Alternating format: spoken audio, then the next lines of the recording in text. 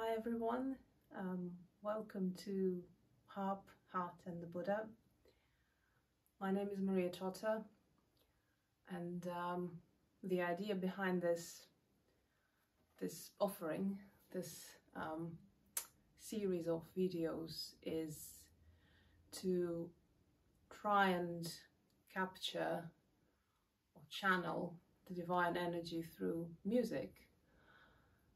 Try and understand, feel the connection between music and the divine energy and the Buddha, which for me has always been one of the main paths, routes to the divine, to the light. I have been inspired by music most of my life. I have been inspired to become a Buddhist through music, through an influence of a musician. And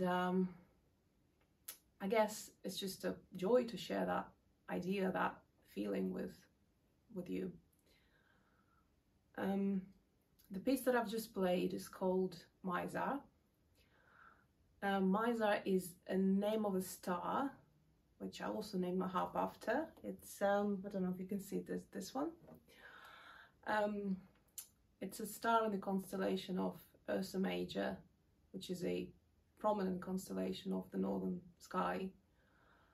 And this piece, the idea of this piece is that it's completely improvised.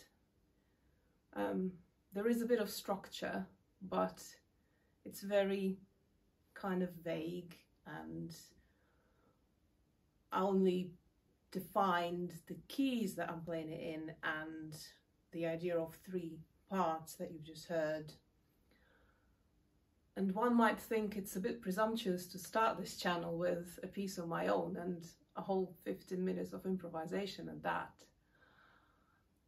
But it is that feeling of free flow. It is that feeling of absence of structure that lets me feel this energy and channel it. So that was the idea behind this choice. Why have I picked a name of a star as the name of my harp and the inspiration for this piece? I always felt that we get a lot of inspiration from space, from the universe, from observing it, from understanding just how vast and mysterious it is.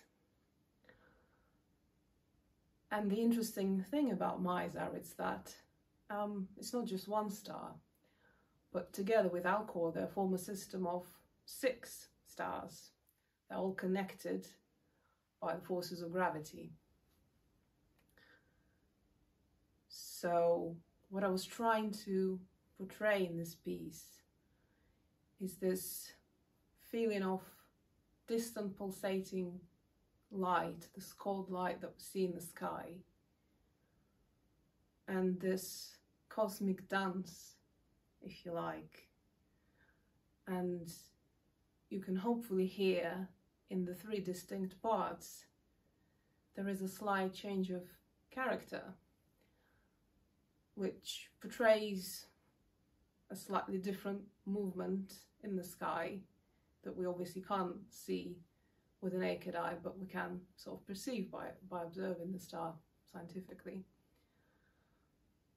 And the interesting thought, interesting thing about space and observing it and learning more about it is that it's just so vast, it's so immense, the distances are huge. There are light years between our solar system and the nearest star. And thinking about it, realizing it makes us feel small and insignificant sometimes. But I think space also gives us this feeling of stability sometimes, thinking that, oh, it's the same stars that our ancestors saw in the sky all those thousands of years ago. But actually, it's not quite true either. And even space is impermanent. Space changes, the stars are born, they mature, and then they die when they run out of fuel.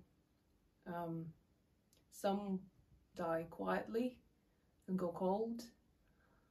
Some die with a massive blast of supernova. But essentially, everything changes, and even those distant lights that we see in the sky are going to transform and move and go out eventually.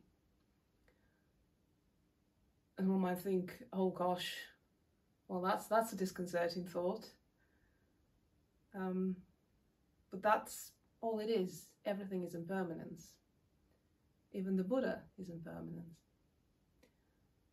And thinking about it and embracing this idea actually can give us hope and anchoring, because we're in it same as everybody else.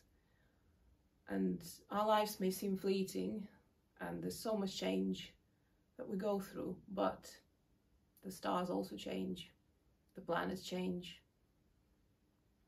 our galaxy transforms, the whole universe is changing all the time. So we might as well embrace it. Thank you very much. Now I need to go.